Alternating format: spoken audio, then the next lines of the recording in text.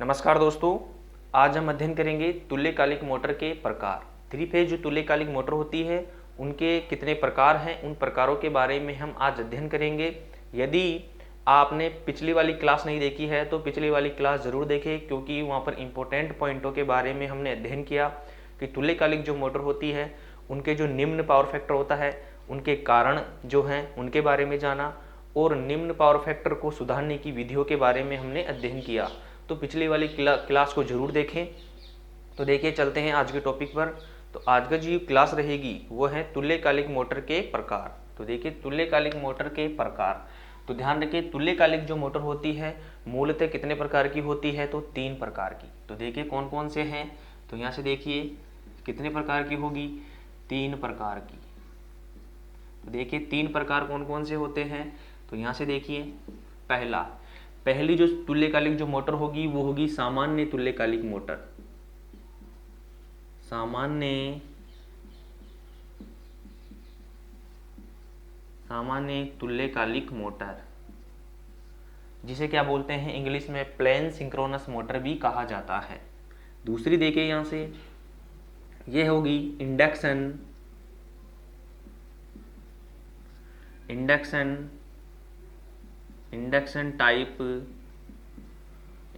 Type auto तुल्यकालिक motor.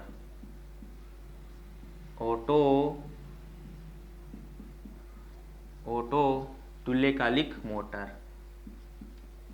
और देखिए यहाँ से थर्ड नंबर पर जो मोटर होगी वो होगी सेलियंट पोल टाइप ऑटो तुल्यकालिक मोटर। ऑटो तुल्यकालिक मोटर, ध्यान रखिए। तो यहाँ पर देखिए जो 3 फेज की तुल्यकालिक मोटर होती है वो कितने प्रकार की होती है। तो यहाँ से देखिए 3 प्रकार की। कौन कौन से प्रकार हैं, सामान्य तुल्यकालिक मोटर, दूसरा देखिए इंडक्शन टाइप ऑटो तुल्यकालिक मोटर, और थर्ड देखिए यहाँ पर सेलियंट पोल टाइप ऑटो तुल्यकालिक मोटर। तो यहाँ पर देखिए इंडक्शन टाइप में क्या है कि यहाँ पर क्या होगा, इंडक्शन प्रभाव के कारण क्या होगी, मोटर सेल्फ स्टार्ट होगी। और यहाँ पर देखिए सेलियंट पोल टाइप, यानी इसका क्या रहता है कि रोटर जो रहेगा वो कौन से प्रकार का रहेगा, सेलियंट पोल टाइप प्रकार का इसमें रोटर रहेगा। अभी देखिए इनके नाम के आधार पर ही इन क्या है, इनकी विशेषता के आधार पर ही इन मोटरों के क्या है, नाम है। तो यहाँ से देखिए सबसे पहले हम पढ़ेंगे सामान्य तुल्यकालिक मोटर। तो यहाँ से देखिए सामान्य तुल्यकालिक मोटर। तो यहाँ से देखिए सामान्य तुल्यकालिक मोटर की जो संरचना होती है इसके बारे में देखेंगे। इसकी संरचना देखिए किस प्रकार से है। यहाँ से देखिए ये मान लीजिए क्या है, इसका स्टेटर वाला भाग। ये कौन सा भाग है, स्टेटर,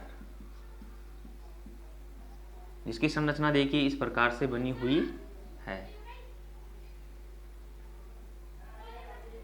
ये कौन सा भाग होता है, स्टेटर।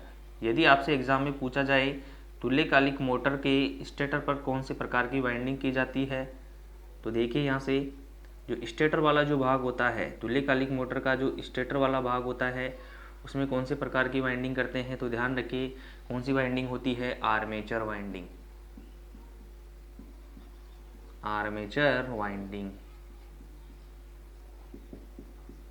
अब यहाँ से देखिए मध्य में जो भाग है इसका, यहाँ पर देखिए ये कौन सा है, रोटर वाला भाग।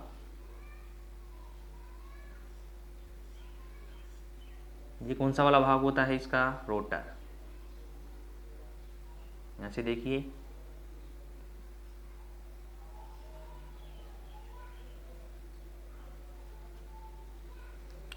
अब यहाँ से देखिए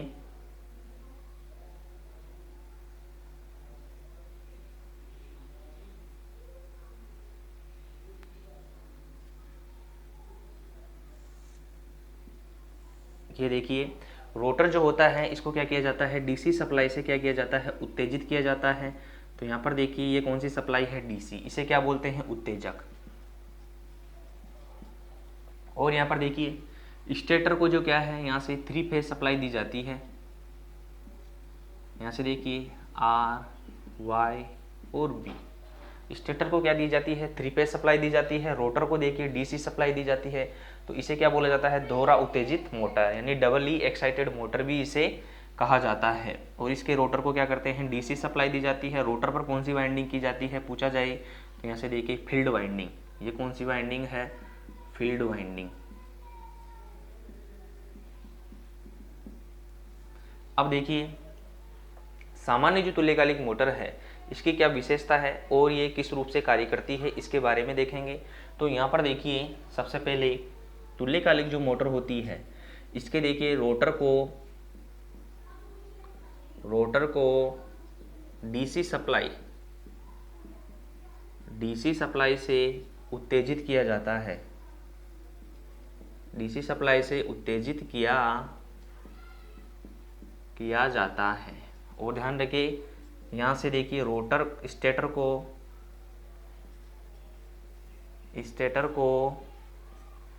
3 फेज एसी सप्लाई से क्या किया जाता है? उत्तेजित किया जाता है। उत्तेजित किया जाता है। अब देखिए इसके प्रचालन के लिए यहाँ से देखिए इसका प्रचालन के लिए यहाँ से देखिए इसके प्रचालन के लिए पूछा जाए तो देखिए यहाँ पर क्या होगा? AC supply. किसकी आवश्यकता होती है? एक तो एसी सप्लाई की, और यहाँ से देखिए डीसी सप्लाई की, और यहाँ से देखिए एक होता है प्राइम मूवर। ये ध्यान रखें, इसके जो प्रचालन के लिए किसकी आवश्यकता होती है? एसी सप्लाई, डीसी सप्लाई और प्राइम मूवर की।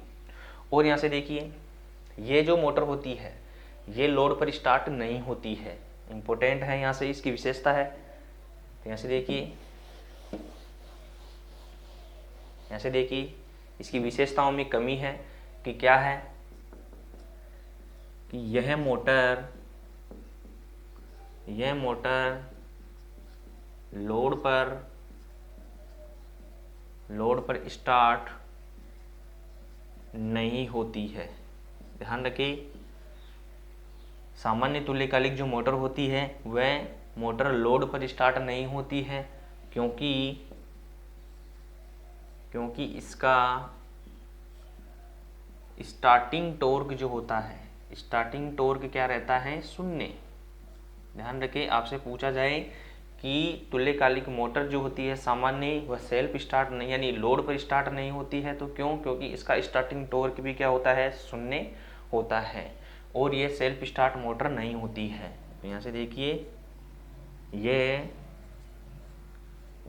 सेल्फ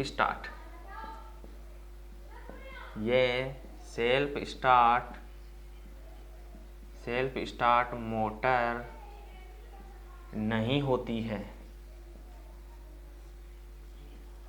इसका कारण भी क्या है? स्टार्टिंग टॉर्क क्या होता है? 0। और यहाँ पर देखिए कि वोल्टेज में, जैसे देखिए वोल्टेज में अल्प परिवर्तन पर क्या होता है? घूर्णन गति क्या होती है? अल्प ही क्या होता है? प्रभाव पड़ता है। तो यानी वोल्टेज अल्प परिवर्तन पर तुल्यकालिक मोटर की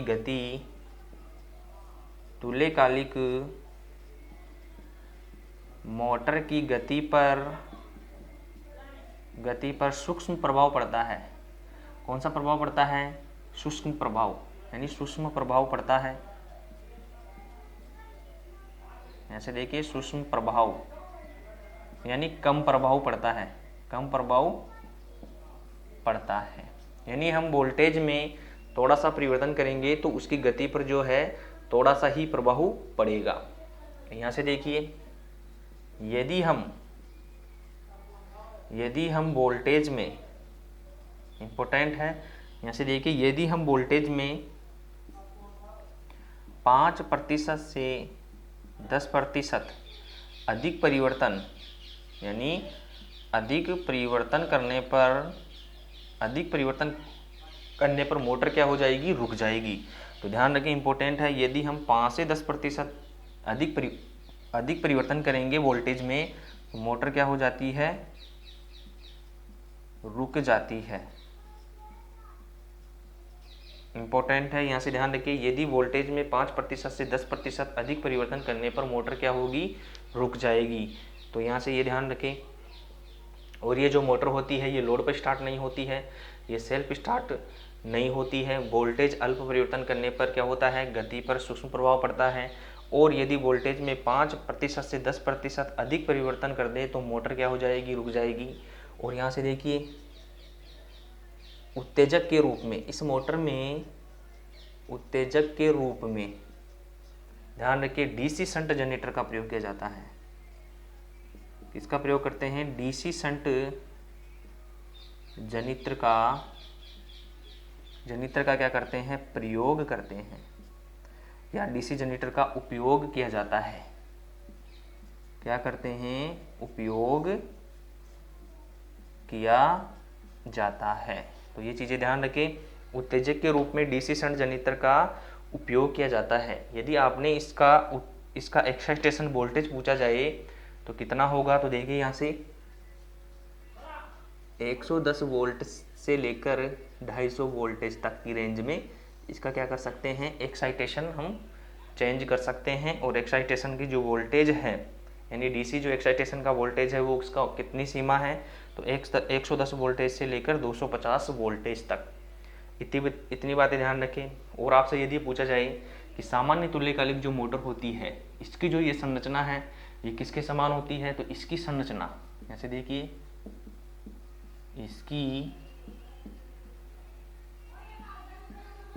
संरचना अल्टरनेटर के समान होती है।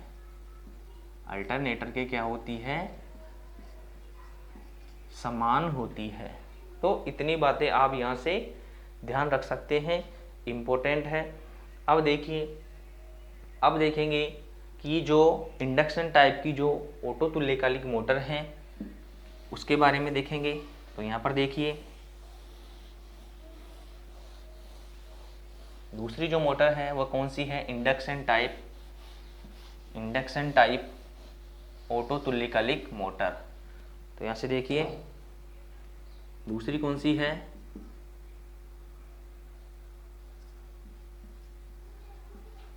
इंडक्शन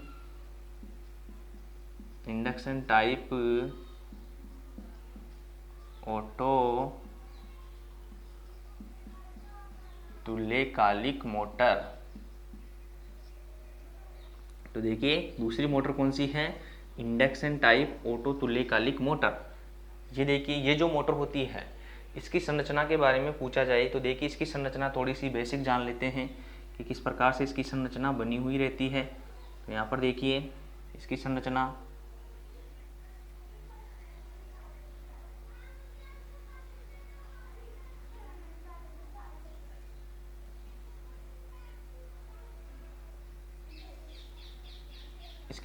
देखिए इस प्रकार से ये बनी हुई रहती है।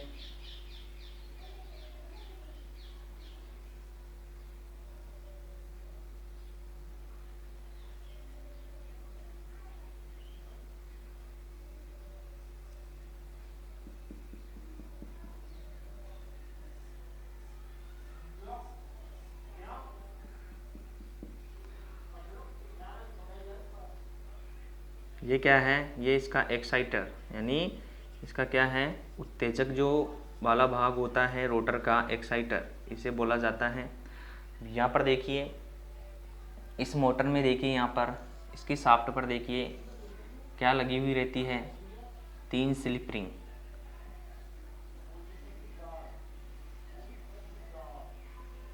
ये क्या है, स्लिप रिंग।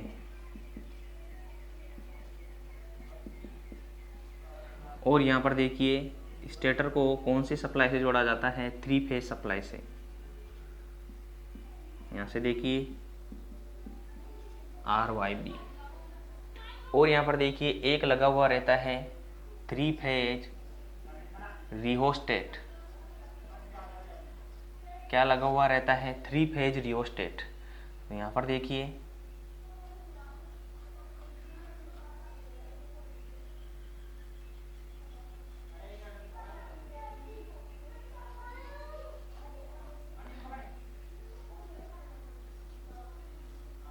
ये क्या है? 3 फेज रियोस्टेट। और यहाँ पर देखिए इस जो मोटर होती है इसमें एक स्विच प्रयोग में लिया जाता है, उसे बोला जाता है चेंज ओवर स्विच। कौन सा स्विच रहता है? Change over switch. देखिए उसकी संरचना इस प्रकार से बनी हुई रहती है।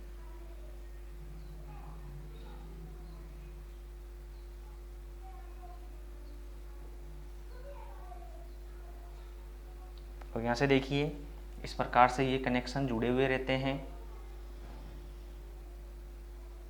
आप इसकी संरचना देख सकते हैं।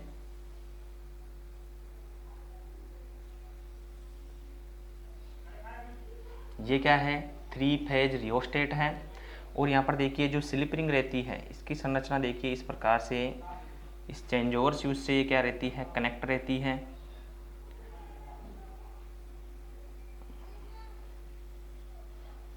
यहाँ से देखिए इस प्रकार से ये। और यहाँ पर देखिए जो इसका उत्तेजक वाला जो भाग होता है वो देखिए इस प्रकार से इस चेंज ओवर स्विच में जुड़ा हुआ रहता है।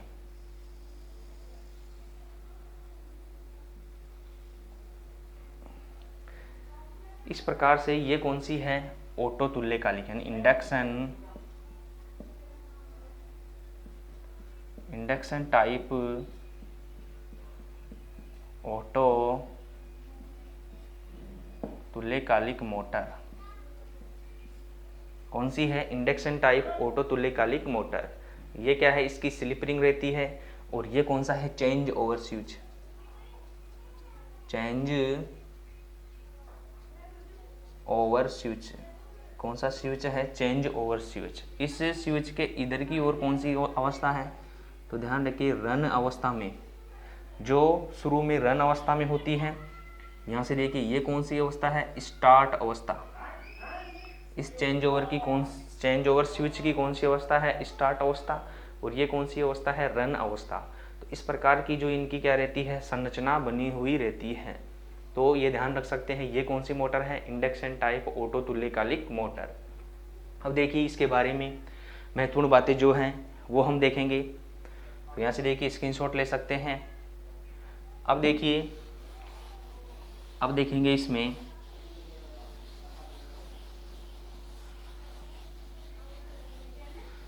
यहाँ से देखिए इंडक्शन टाइप ऑटो तुल्यकालिक जो मोटर होती है इसकी विशेषता क्या है?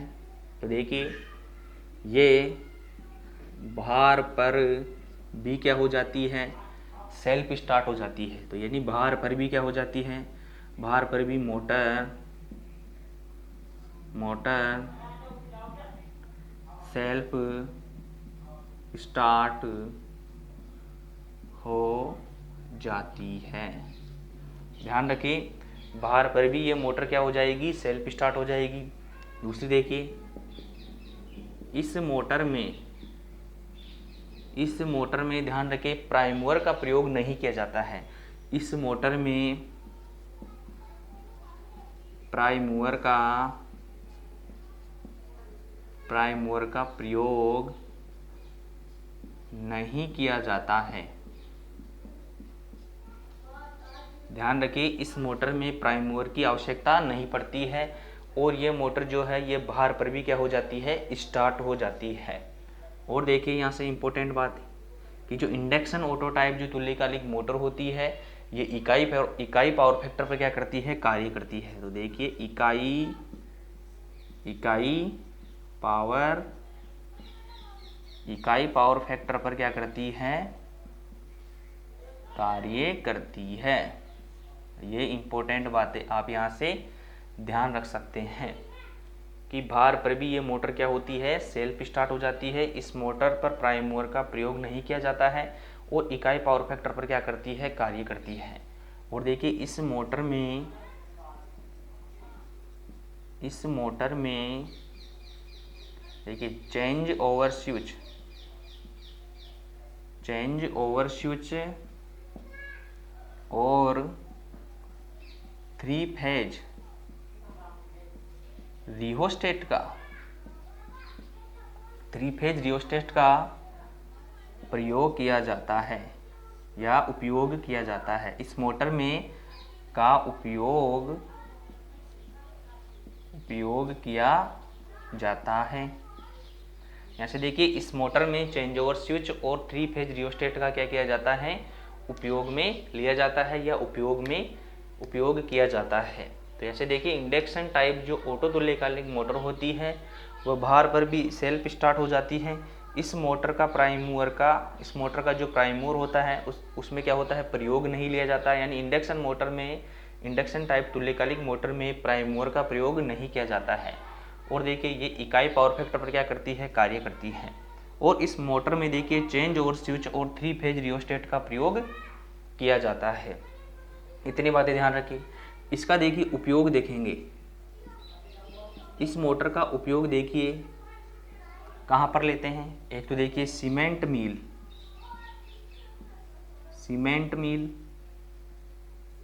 यहाँ से ध्यान रखिए इंपॉर्टेंट है। यहाँ पर देखिए पेपर मिल, यहाँ से देखिए कॉटन मिल, जहाँ पर क्या होता है भारी लोड और जहाँ पर स्थिर गति प्राप्त करनी हो वहाँ पर इस मोटर का क्या किया जाता है, प्रयोग किया जाता है। तो देखिए सीमेंट मिल, पेपर मिल, कॉटन मिल, और यहाँ से देखिए भारी भार पर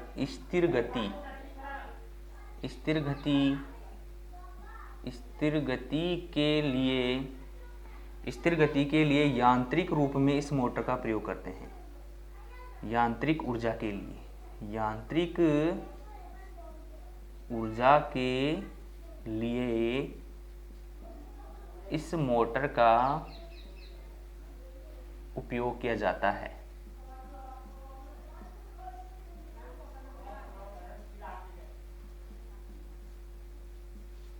ध्यान रखिए। और यहाँ पर देखिए आप ये भी ध्यान रख सकते हैं कि छोटी जो तुल्यकालिक मोटरें होती हैं उनमें चेंज ओवर स्विच और रियोस्टेट का उपयोग नहीं किया जाता है। ये चीज़ें आप यहाँ से ध्यान रख सकते हैं। और अब देखेंगे नेक्स्ट जो है वह है, यहाँ से देखिए नेक्स्ट जो तुल्यकालिक मोटर है वो देखिए कौन सी होगी, सेलिएंट पोल टाइप। कौन सी है, सेलिएंट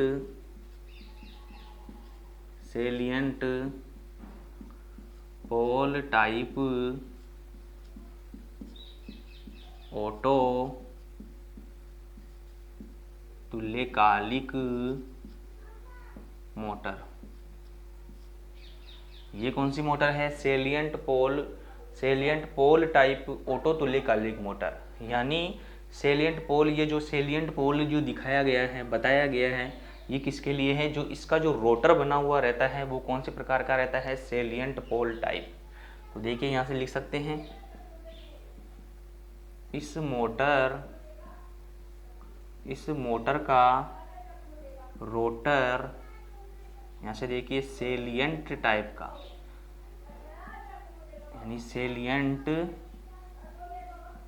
पोल टाइप का होता है। किस प्रकार का रहता है रोटर, क्योंकि इस जो मोटर से सेलिएंट पोल टाइप रोटर की जो तुल्यकालिक मोटर है, यहाँ से DMRC 2018 में क्वेश्चन पूछा जा चुका है। तो ध्यान रखिए इस मोटर का जो रोटर रहेगा वो कौन से पोल का रहेगा, सेलिएंट पोल टाइप का। ये चीज़ें ध्यान रखिए। और इसकी जो विशेषता है, ऐसे देखिए इसकी जो विशेषता है, इसकी विशेषता सामान्य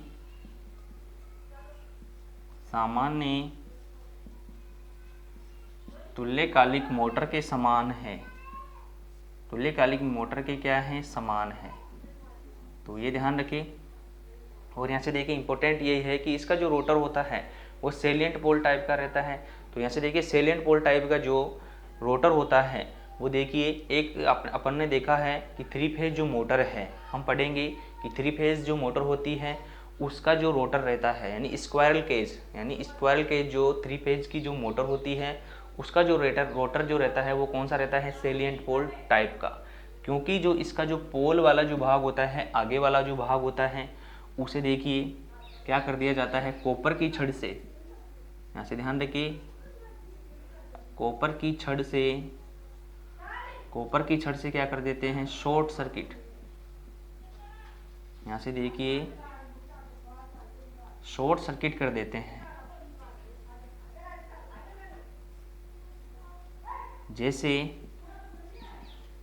जैसे स्क्वायरल केज, गिलहरी पिंजरा प्रेरण मोटर के रोटर के समान, जैसे स्क्वायरल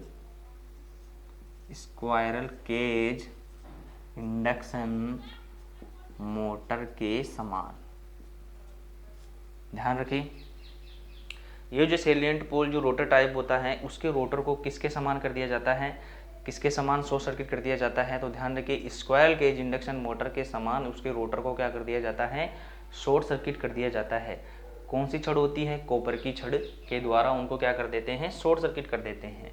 इसकी विशेषता क्या है, सामान्य तुल्यकालिक मोटर के समान होती है। और देखिए इन जो तीनों मोटरें हैं, इन तीनों मोटरों से हम क्या कर सकते हैं, पावर फैक्टर का क्या कर सकते हैं, सुधार कर सकते हैं। और देखिए जो सामान्य जो वितरण लाइनें होती है, वितरण लाइनों में पावर फैक्टर सुधारने के लिए कौन सी मोटर का प्रयोग करते हैं, तो ध्यान रखिए सेलिएंट पोल टाइप ऑटो तुल्यकालिक मोटर का। तो यहाँ से देखिए इस मोटर का उपयोग या यूज कहाँ पर करते हैं, तो देखिए वितरण लाइन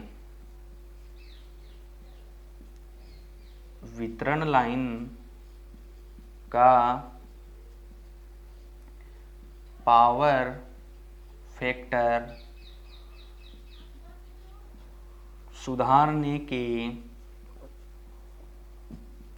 के लिए प्रयोग में या उपयोग में लिया जाता है। इसको पैरेलल में यानी जो वितरण लाइन होती है उसके समांतर में क्या कर दिया जाता है, इसको जोड़ दिया जाता है। तो इसका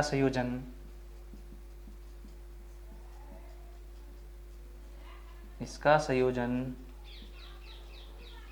समांतर क्रम में किया जाता है।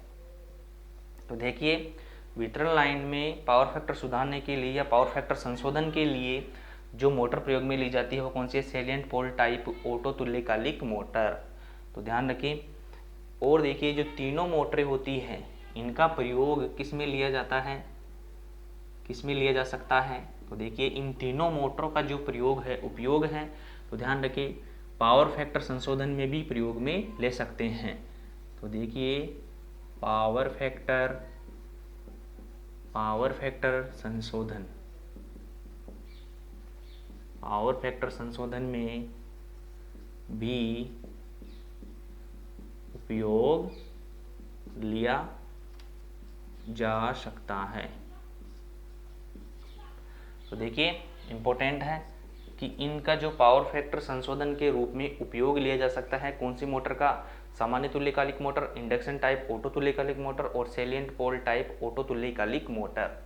तो ध्यान रखिए यहाँ से देखिए DMRC 2018 में क्वेश्चन पूछा गया है कि सेलिएंट पोल टाइप ऑटो तुल्यकालिक मोटर जो है उसका देखिए वितरण लाइन जो होती है, वितरण लाइन में पावर फैक्टर का सुधार करने के लिए इसका प्रयोग किया जाता है और इसका संयोजन किस में करते हैं, समांतर में संयोजन किया जाता है। और देखिए यदि इन मोटरों को जब हम पावर फैक्टर सुधारने के लिए प्रयोग में ले रहे हैं तो इन मोटर को क्या बोला जाता है, तो देखिए पावर फैक्टर उपयोग में लेने पर यदि हम इनको पावर फैक्टर सुधारने के लिए प्रयोग में ले रहे हैं तो इन मोटरों को बोलेंगे, ध्यान रखें, तुल्यकालिक कंडेंसर। तुल्यकालिक कंडेंसर कहा जाता है। कंडेंसर क्या करते हैं, बोला जाता है, यानी इसे क्या बोलते हैं, सिंक्रोनस कंडेंसर। यदि हम इनका पावर फैक्टर सुधारने के लिए उपयोग में ले रहे हैं तो इनको क्या बोलेंगे, तुल्यकालिक कंडीशनर बोला जाता है। और ये पावर फैक्टर कब सुधारती है, जब इनके जो एक्साइटेशन है, डीसी जो उत्तेजन होता है, जिसको हम रोटर का जो उत्तेजन होता है उसको क्या कर दिया जाता है, बढ़ा दिया जाता है, जिसके कारण इसमें क्या करती है ये मोटरें, ये तुल्यकालिक मोटर जो होती है ये क्या करती है, शक्ति गुणक संशोधन के रूप में उपयोग में ले सकते हैं। तो इतनी बातें आप यहाँ से ध्यान रख सकते हैं। यदि आपको वीडियो पसंद आया है तो वीडियो को लाइक ज़रूर करें और अपने दोस्तों के साथ शेयर ज़रूर करें। धन्यवाद। जय हिंद, जय भारत।